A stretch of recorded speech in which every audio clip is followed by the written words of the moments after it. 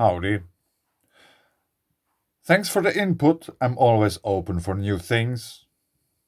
I don't claim knowing everything. It's about learning. It's about sharing. It's about sharing the learning. Getting wiser together. Contributing. But anyway, I was watching some Windy just before, and there is quite some weather going on over Europe and elsewhere. I think it's rather interesting. They had this long time, what is it, forecasts for Europe. Yeah, it's going to be very mild and blah, blah, blah. And now all of a sudden they say it's changing. There's a rapid change, cold air and all this kind of stuff. Since we are going into the winter, we have, in a way, to assume that good weather, hence high pressure systems, where we have sunshine, will be accordingly to the summer or winter time of the year. In summer, when we have a high pressure system, the sun is shining and is hot. If it's winter and we have a high pressure system, the sun is shining, but it's very cold. And I'm still, yes, very often, very much thinking about the surface conductivity anomaly and all these kind of things, about high pressure systems getting locked in place. And yeah, these kind of things. So I have been watching this loop for a few times. I recommend you, if you watch weather, watch these kind of loops 5, 6, 7, 10 times in a row. Not just once. So I have been noticing a very interesting thing here. In a rather cloudless area, is all of a sudden some cloud emerging. Let's go in a little bit closer to the coast of Norway.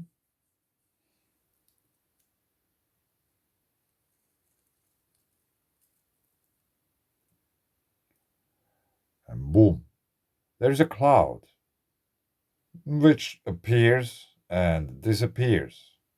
And there's actually something else coming again at the end. And I found that rather interesting. Yeah, there's something new coming. Like if you zoom out, like I said already, it is a rather cloudless region there. Other than over England. And I was just fascinated by that. Got a bit closer, Ålesund. So I went over to Google Earth to check out if there's anything. And it was very interesting. So here we have Ålesund. And here we have Molde.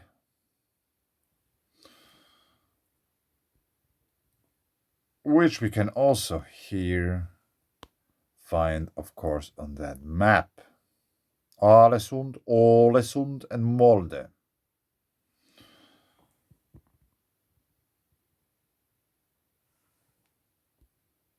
Here is this Molde and here is this Ålesund. Let's just wait until it starts again. There's nothing, like a little bit, and all of a sudden, woof.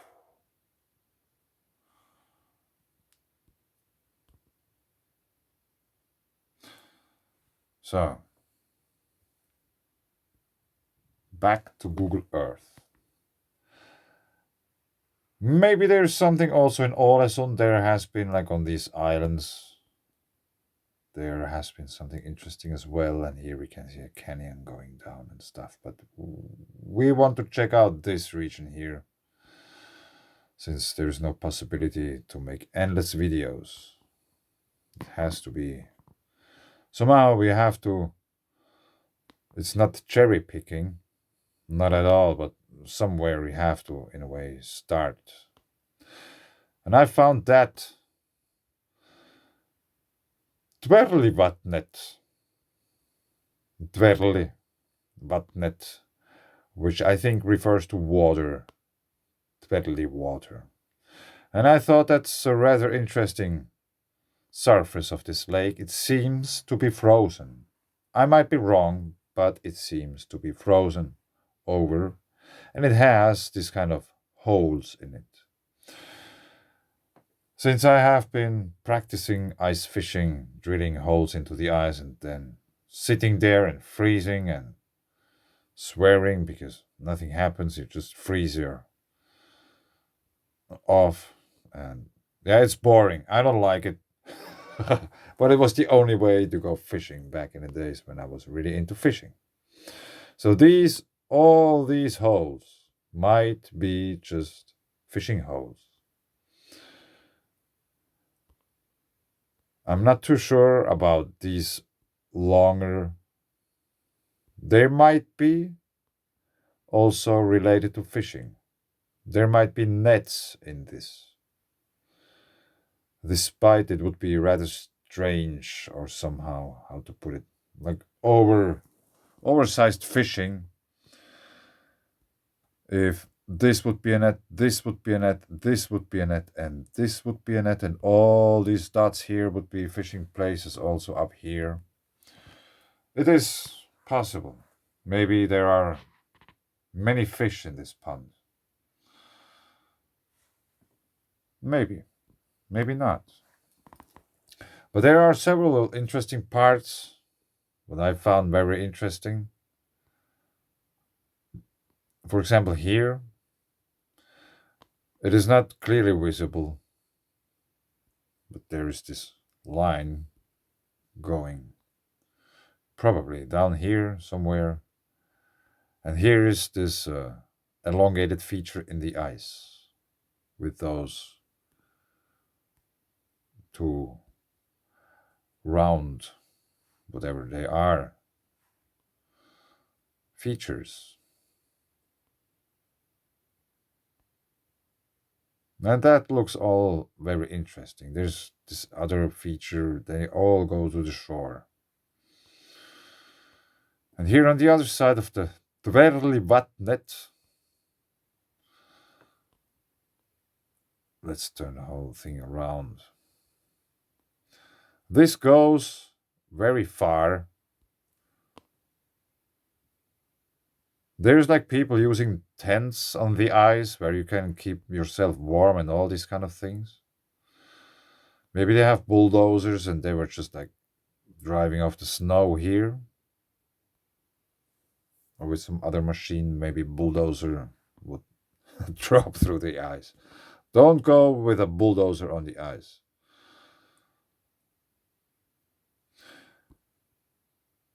Here are probably some kind of swirling features, like from the water. When it comes here, it starts to swirl around. Maybe.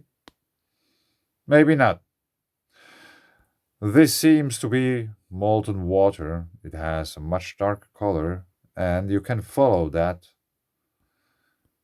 It goes somewhere all the way up here through the forest. I think it's rather clearly visible. I think this is a water vein. I might be totally wrong. I couldn't find any photos of the area. I couldn't find any yet. Maybe I don't know if I investigate this any further.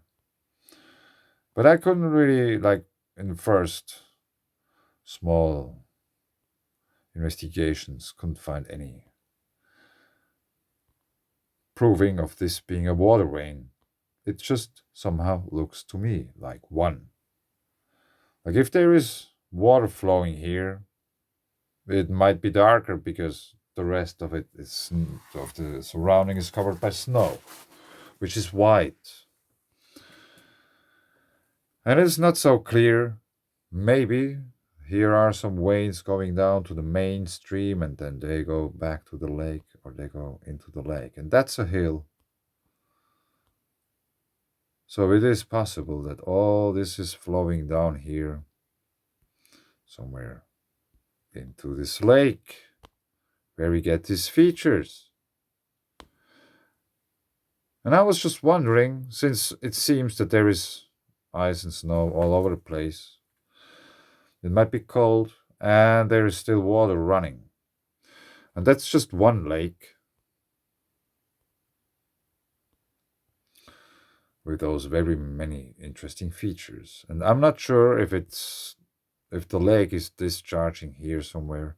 There's actually another part as well, which looks rather interesting. Might be also a water vein going here from the hill.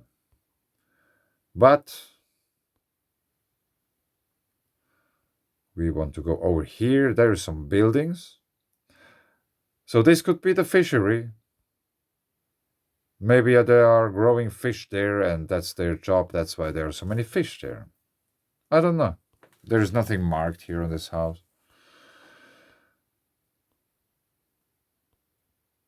Tverli Elva. And here, waterveins again, and they seem to grow into this direction, so I assume that it starts here, that the flow direction is mainly to this, to the left, to the north, actually, maybe.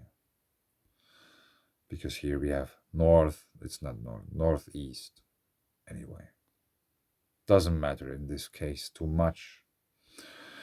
But the ground is not white, so it's not frozen. Yeah, there's other places where it's not white, I know. But it's just the fact it's not frozen.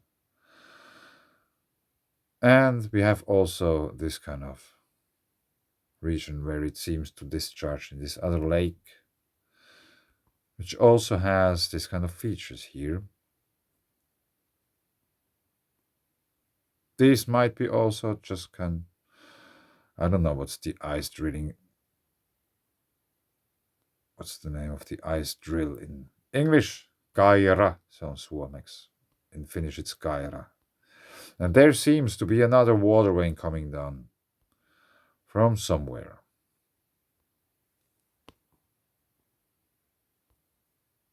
This might be another lake.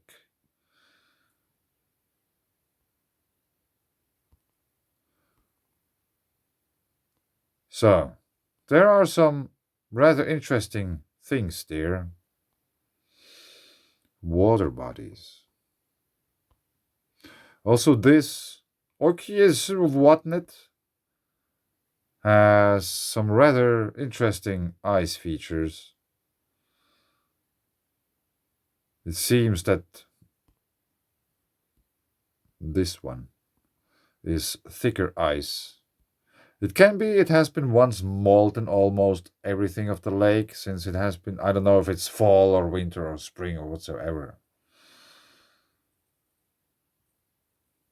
March, so it might be spring. So it could have been melting almost all of the lake. And maybe if you could take this piece and turn around, and it would probably fit somewhere here perfectly. So it has just been drifting over the lake, and then it got colder again, and then it got attached to the new ice or whatsoever. It's possible. But I think it's thicker than this grayish ice. And there's also here some, in a way you can think as wider it is, as thicker it is. And they're all connected in a way.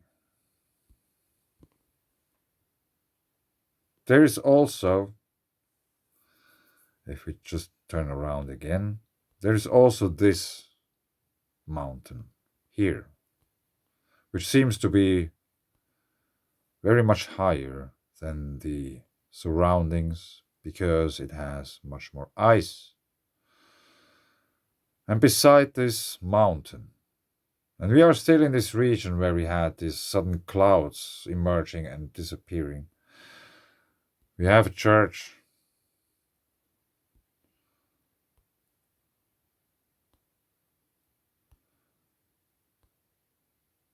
And this might be the mountain which we just watched.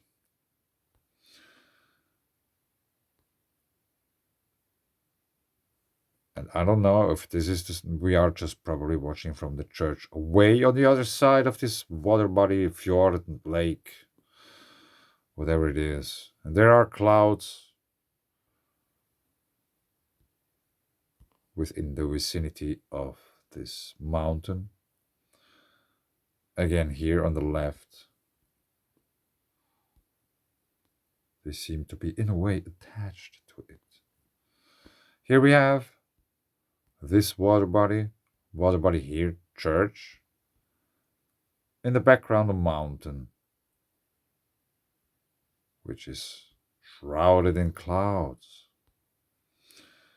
Very beautiful landscape. Very interesting, very beautiful. Would be cool to go around once in Norway. But let's see. First, got to survive the winter. And after that, the spring.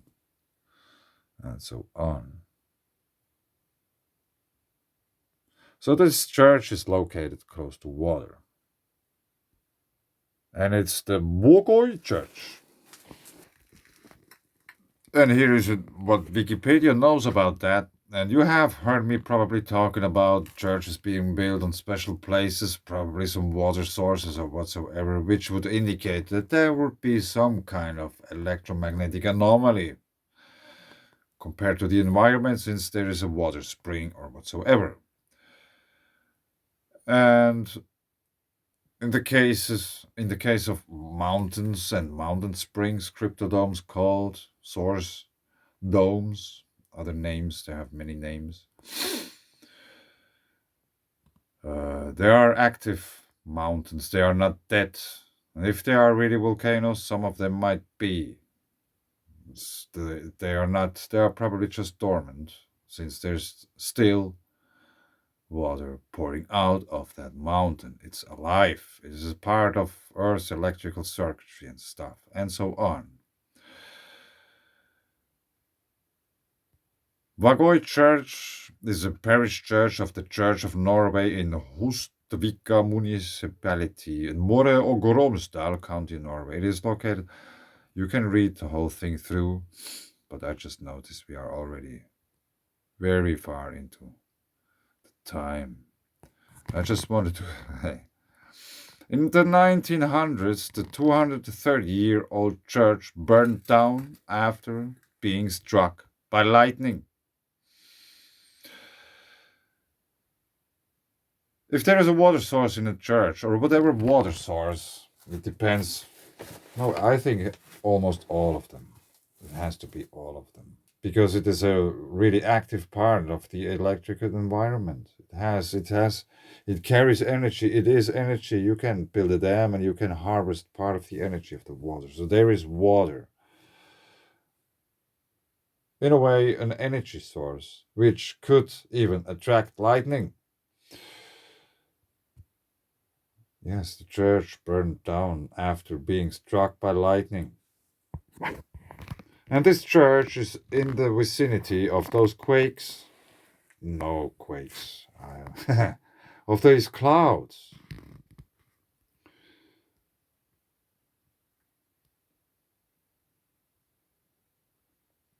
Hohem. Maybe I have to zoom out a little bit in order to get a glimpse of the surroundings. Molde is here. Ålesund is down on the left. Molde is here. Ålesund is to the left. And the church is northwards of Molde, on that part of the land. Here is the church. Approximately here is the location of the church.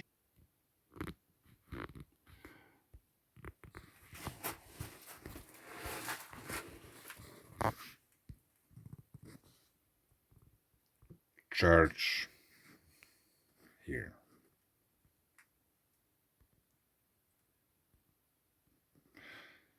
So in a way it seems that the clouds seem to appear from the surroundings of the church.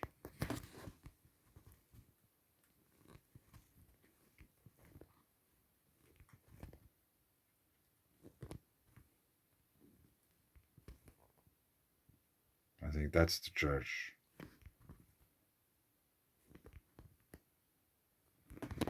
Doesn't say anything, but I think that's the place.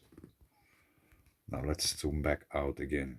We are within this cloud which emerged.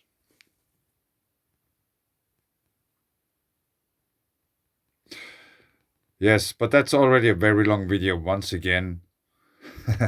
I was talking still about quick clay and whatsoever things, but I think I'll leave it here. Now let's zoom out once again to take a glimpse at the whole picture. A rather big, rather cloudless area, but just in the middle, there's something going on. Starting again.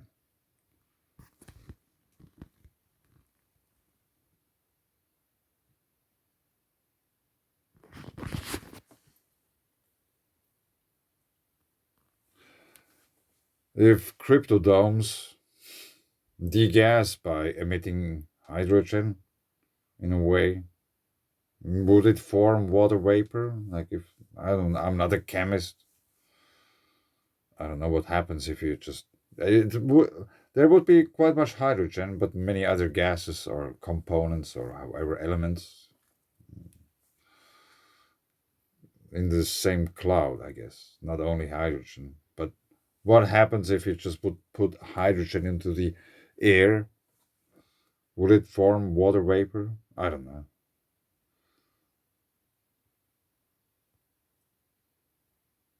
I found this very interesting.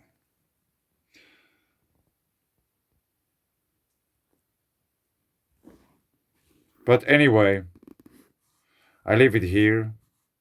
There would have been many other things related to that, but 22 minutes is already too much, I guess. Weather, Europe, found some interesting geological things, and I got to check out about Baal. Thanks. Bye.